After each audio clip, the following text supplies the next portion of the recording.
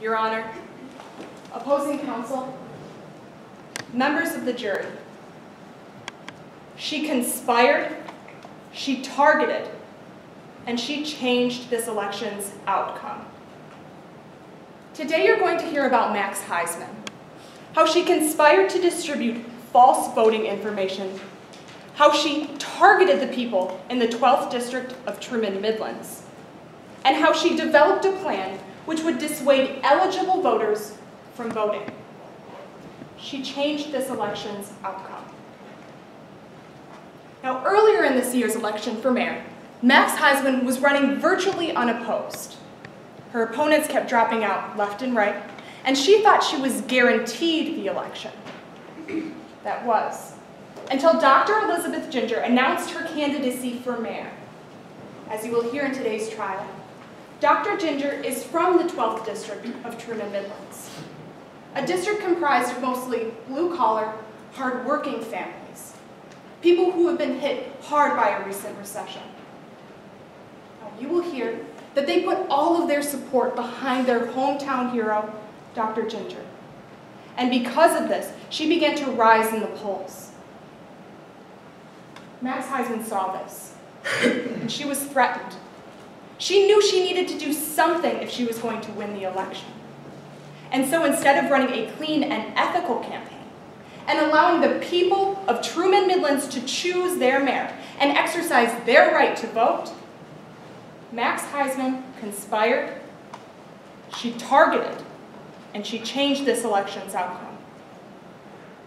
Now, today you will hear that Max Heisman began to conspire with her campaign manager and a career criminal known as Casey French to distribute false voting information to the people in District 12.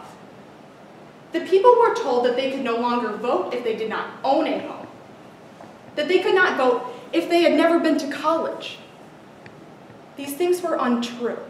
Max Heisman targeted these people in District 12 because she knew they were the least likely to vote for her and the most likely to vote for Dr. Ginger. Max Heisman conspired, she targeted, and she changed this election's outcome. The plaintiff has the burden of proof in today's case. We must prove to you that Max Heisman intentionally conspired to commit voter fraud. What this means simply is that at the end of today's trial, if you find that Casey French was acting on a plan which was approved or agreed by Max Heisman, then the law requires that you find Max Heisman liable. Now, in order to prove this to you today, the plaintiff will be calling 3 witnesses. First, you will hear from Mrs. Amari White, a resident of the District 12 of Truman Midlands. She will tell you of a man who began distributing false information to her, a man who began calling her family with false information. She will tell you that the man distributing this information was Casey French. Next, you will hear from Sam Ziegler, a man who worked for Mayor Heisman's campaign. He will tell you of a meeting between Casey French and Mayor Heisman. He will also tell you of a plan, a strategy, which Mayor Heisman approved, which would dissuade eligible voters in District 12 from voting. Lastly, you will hear from forensic data analyst Gray Garcia. He will tell you of a phone number who began contacting the people of District 12 with false voting information, and how that phone number, Casey French's phone number, was saved in Mayor Heisman's personal phone.